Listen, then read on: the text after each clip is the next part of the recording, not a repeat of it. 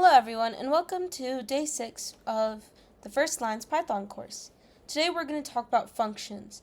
And let's begin and open up a Collab notebook, Jupyter notebook from the Anaconda software, or your Replit file. Just two side notes. This is where Python can get a little bit tricky and a little bit more advanced. The previous lessons were a bit more basic concepts that outline functions that principles that you'll definitely need to know and understand before getting into more challenging code for Python. This is a place where Python gets harder to grasp as well because functions are a huge component of coding with Python. They help you construct your own core code, and as you'll learn further, they're very much a very big, basic component and really large component of code. So once I link this in the YouTube video on the YouTube page and later on in our website, which I will talk about a little bit after I mention this point, I highly recommend looking at these two following videos because functions are really core concept of Python, and this video won't cover all of Python functions. Obviously, we are going to cover this in future videos a bit more in depth, but today's the basics of functions. But just to get a better foundation for functions, definitely take a look at these two videos. You'll understand how to work functions. But the second note is an apology. I apologize for not posting a few videos previously, for the past month. I was a bit busy with my personal life and school and homework and clubs, so I didn't really have much commitment to working on the first line. However, I have managed my time a bit better to balance recording videos through a biweekly system. So instead of arranging a random time to record the video and publish it, I will start to record videos bi-weekly, publish them on weekends, around this time, 5 to 7 p.m., that you guys can watch. It'll make everything more consistent, just easier, and maximize your chances of learning STEM skills from the first line. The website is still in development, and as you can see, I'm still have to publish the content and create the online program before you guys can actually do the other programs on the website. However, this is one of the only courses that I will actually pre-release just at a timely basis on my YouTube page, which is right here. So this is the First Line YouTube page, currently still under development, obviously. We have linked the collab notebooks and the quizzes that you may look through and as a reference, and just getting the lesson layout and templates. I do have a playlist to introduce Python content as shown here. And I also have the introduction videos for our other courses, so you understand what you can potentially look through for the other courses once our website releases, because the website technically has the material for those courses. But let's get into learning about functions. So what are functions? Functions are a key component of Python code that make up a core concept that many programmers use to make your code more efficient and for more complex coding, like games, websites, and text.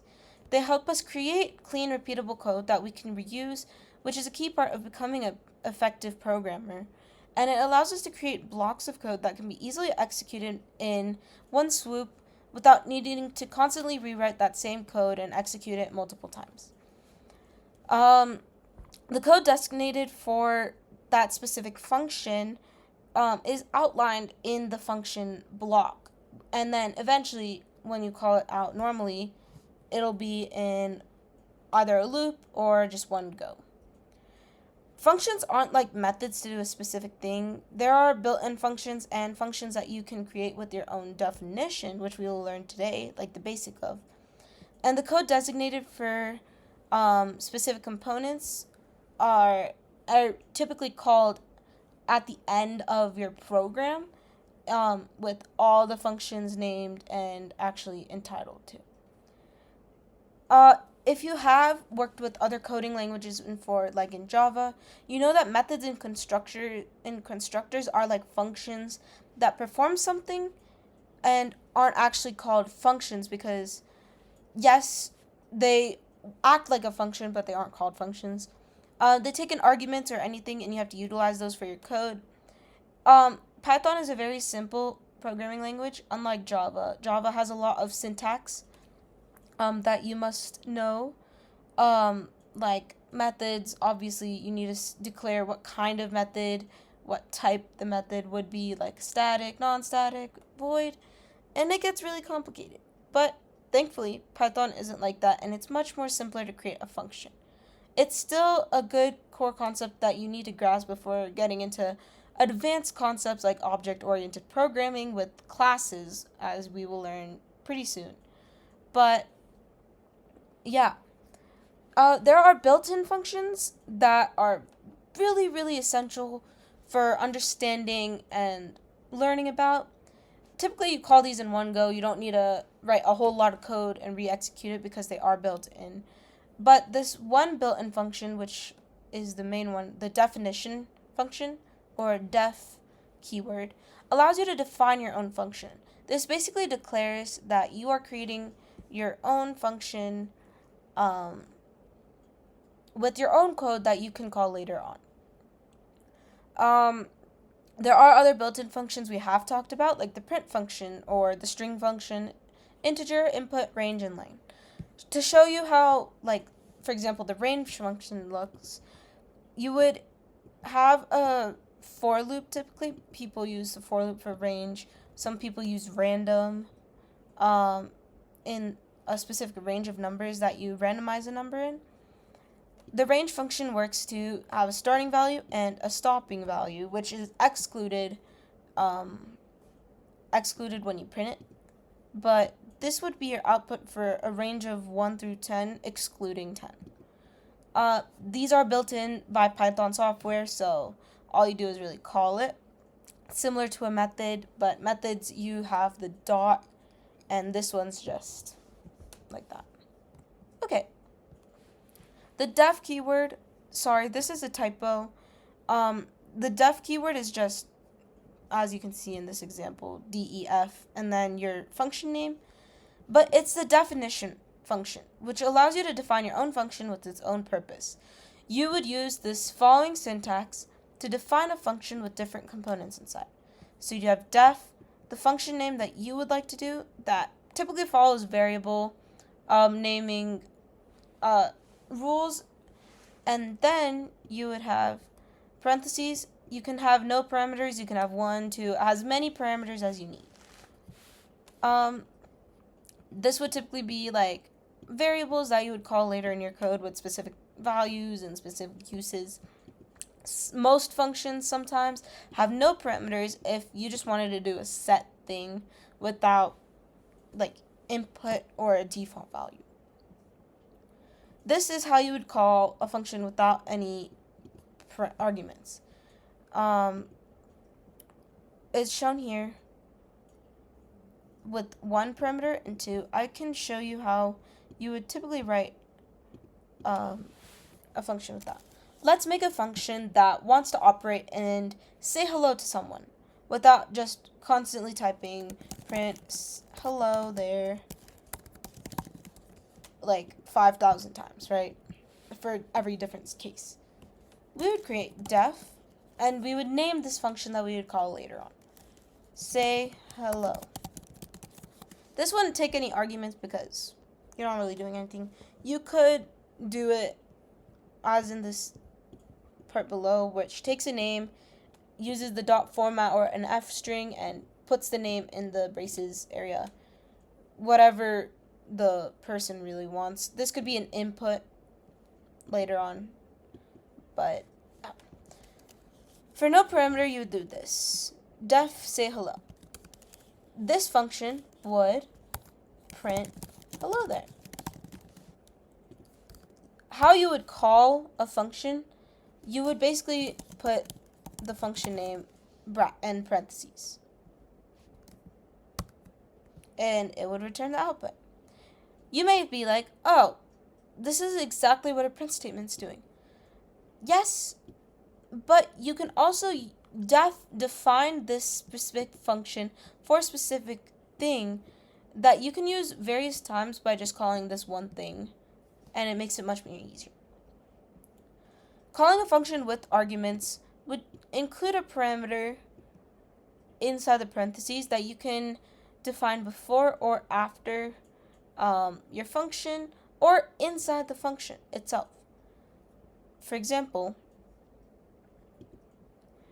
with a parameter afterwards in your code, like in a main method or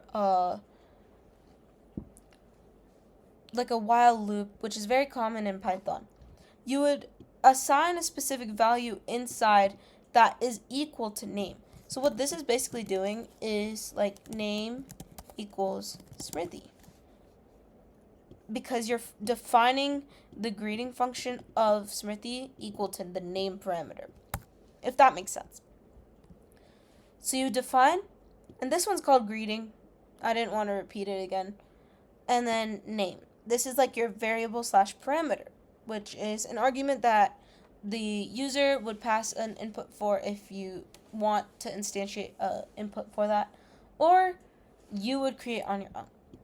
This would print hello, welcome, and then braces, because you would format this to include this in replace of the braces. And then I put my name, hello, welcome, Smriti. And that's how you would do one function. It gets more complicated, like in this example where we are trying to add two numbers. This would be a more practical use for a function than like hello, except this one would be used probably for like a login or whatever. But this would take two numbers and add them. That's what the function does. So you would have two parameters for two numbers that you want to add together, and it would return the output of that. You need to make sure to add them into the function call, otherwise it will return the error. Like if I only did 8, it would come a type error because you're forgetting the second argument. So we'll do 8 and 2. It would take these two numbers and add them and output 10. There's also a pretty common way that you can like do it with person input, as I can show here. Def add to nums, and here we would do num1 equals input number 1, and then num2 input number 2. And we can do num1, num2. Typically, you would do this also here.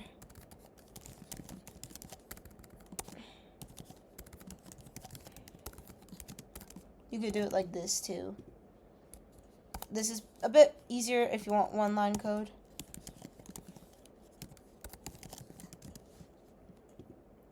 And then you would return num1 plus num2.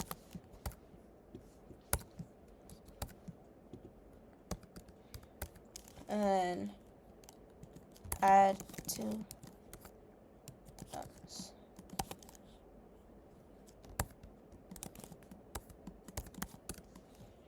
And then this would be how you would do person input. Because it's already inputting it, you don't need to put a parameter, because it's going to take your two inputs and add those into the parameter of the function like privately, and then output it with the answer. So we'll do 8 and we'll do 2. However, do you want to know what the problem with this was? This is good to know. There is a string here. So what this is doing is concatenating the string value for 1 and string value for 2 and putting it together. This is something you need to be aware of. This was also a bit accidental on my part. I forgot to put the int function, which is good to know about too. The int function takes your input for this and converts it to an integer. A lot of programmers use this if they don't want to translate integer values from an input manually. It's just a built-in function. So now this will return 10. If I put 8, if I put 2. That's the difference between like string adding and number adding, which is good to know. But that's how you do it with 2 different inputs. There are more easier ways to do this. This is just nicer to have, like, in terms of looking at it. And it ensures that you're going to take the input of this instead of doing it beforehand. We can also use multiple def functions in our code for different pieces and connect them with a while loop, which we will go over in this video, but mainly in the day 7 video, which is where we're going to actually create our own program that uses multiple functions and ties them together in one piece of code.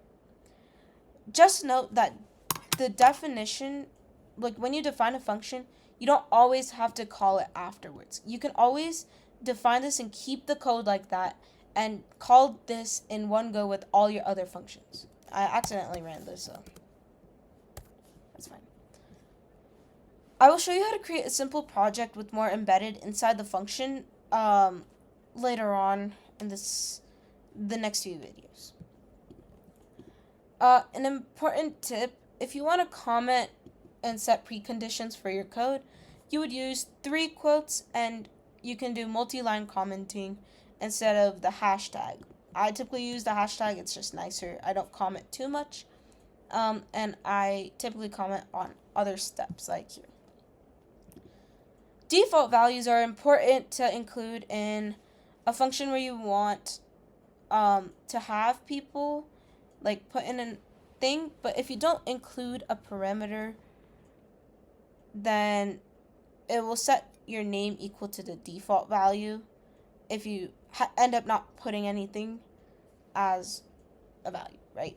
That's like similar to how we did it here. We set a value as a default if as the input value would be what you would receive instead of like pre-entering a random value. So if we had no parameter, it would just put hello default, as you see here.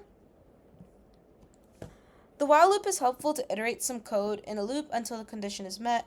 If you make a while true loop, the code will iterate over and over until the condition becomes false, and then it exits the loop and goes to the code outside of the loop. This is especially helpful when you create functions above the while loop and then call them inside the loop and have criteria until the condition is broken, which ends the program with functions. I believe we have not covered while loops. However, if we happen to, we will just have a quick review before our next video, which incorporates functions. But for today, we will just introduce you to smaller while loops for an introduction with functions embedded and how you can see the relationship between them. So, while loops are typically to iterate until a condition is false, unlike for loops which iterate a specific amount of times that you declare. Let's do one with numbers. So num1 equals, let's say 20. We can say while and then you typically declare like a counter variable equals 0. And num even equals true. While num even, you would typically have a while true loop when some criteria is true.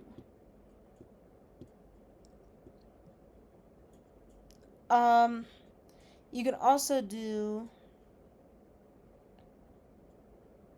like a specific criteria, like num1 mod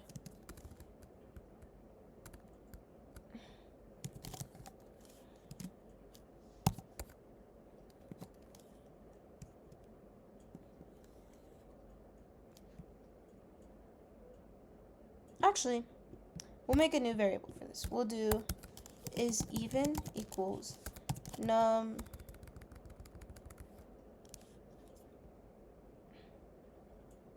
actually never mind. We'll just do a while true. While true if num1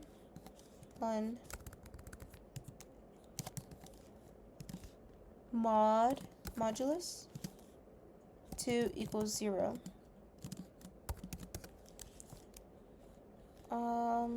Counter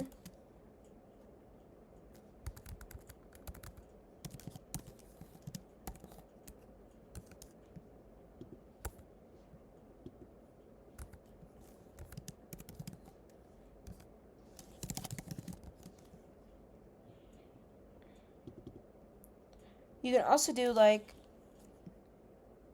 well, num1 not equal to 0.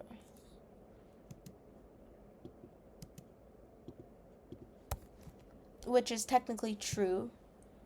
Counter plus plus. Else print not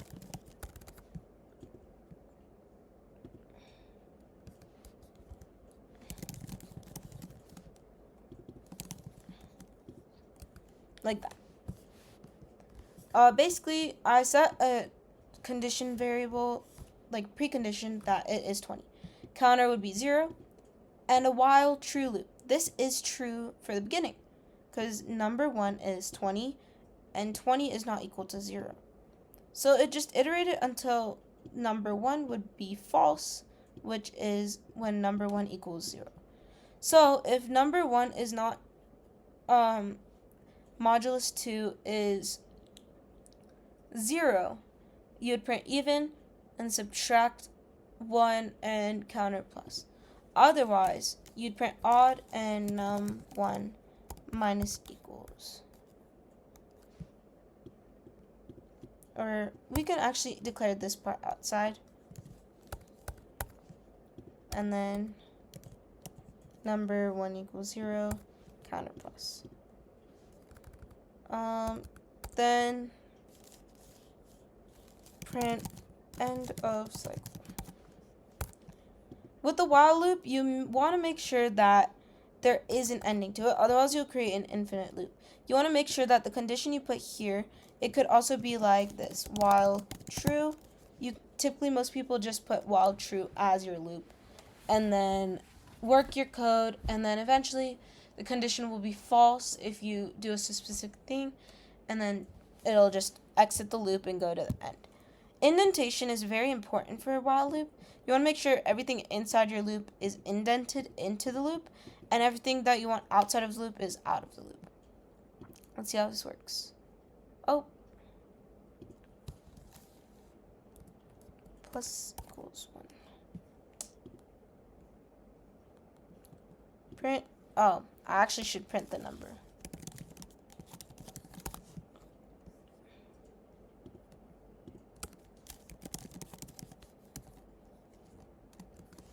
There we go. And it actually does work because it prints the even and odd numbers. I could make this much cleaner. I could just add print functions together, which is a new trick you could do. Oh, never mind. You shouldn't do that. I was just experimenting.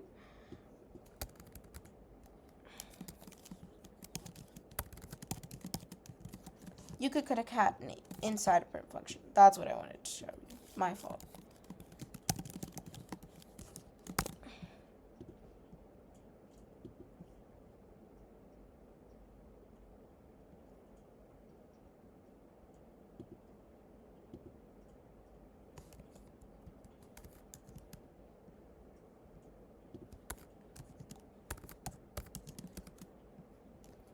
remember concatenation.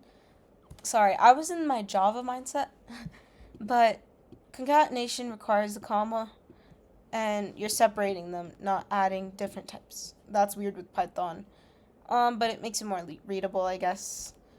Um, yeah, so there's more readability with this, and it because number 1 is finally equal to 0, it exits the loop and gives you the end of cycle. That's how a while loop works. Let's attempt this with a function. So we can do our def is num even, and we can say num1 equals input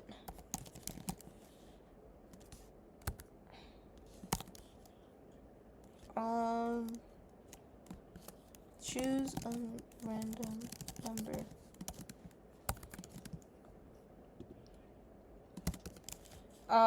if num1 equal modulus 2 equals 0, print this num1 is an even number. Else, print num1 is an odd number. Let's make this more readable with this. And now we could do while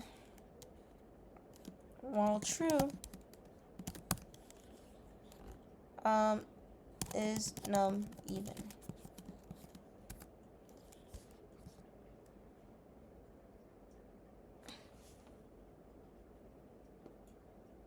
And then, yeah.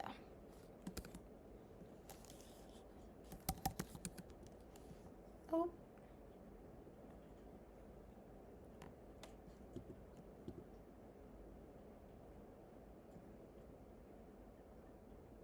Well,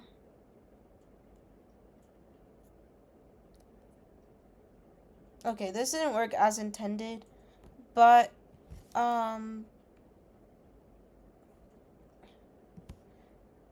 actually, I think it was because of this. I forgot to do the input choose number.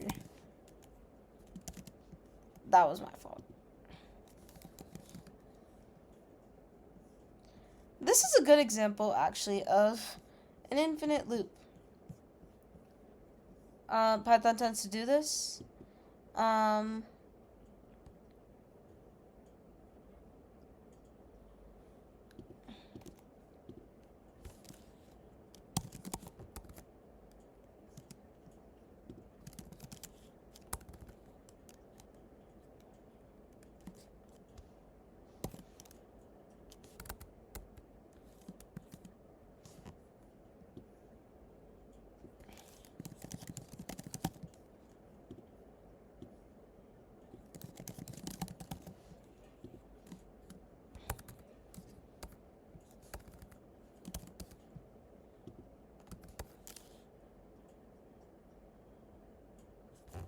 This is a good example of how you use the break, which, if in case this ends up being infinite, it only return it once, and then it just break the loop. So it is returns true.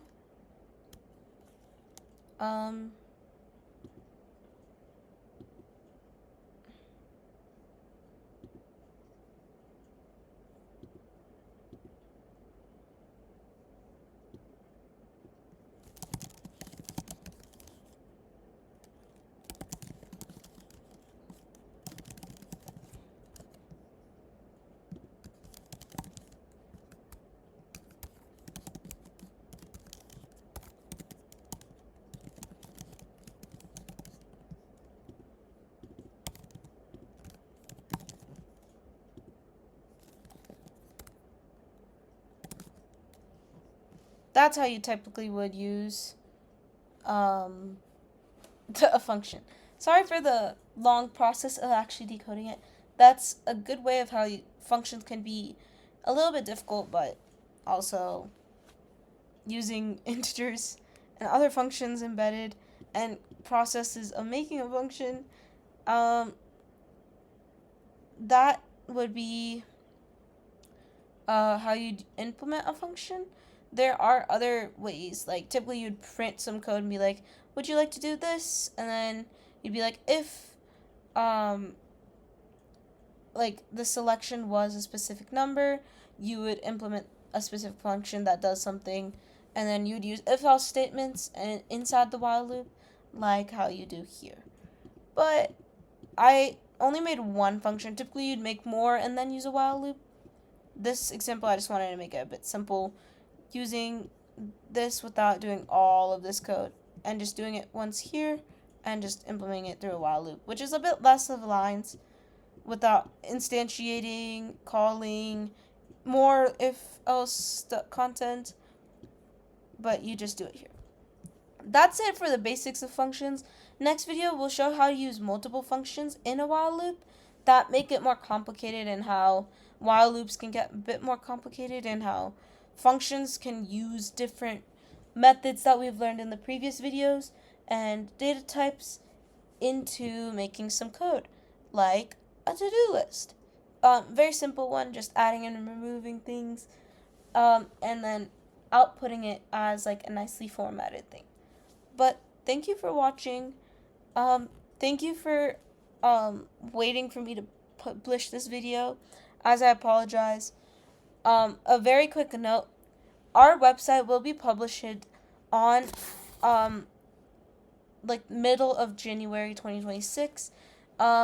I will end up continuously updating it for the specific course and actually manufacturing new courses, potentially featuring new team members as well. I want to make sure that I dedicate a good amount of time, and just note that May through August would be prime time. I would probably end up switching my schedule to feature more content publication dates, more courses would be featured, like Introduction to Java, mainly Introduction, following the APCSA layout for the course.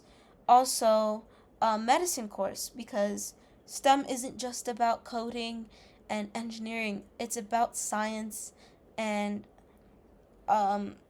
manufacturing and implementing science, like doctors, through medicine. So stay tuned for those kinds of courses.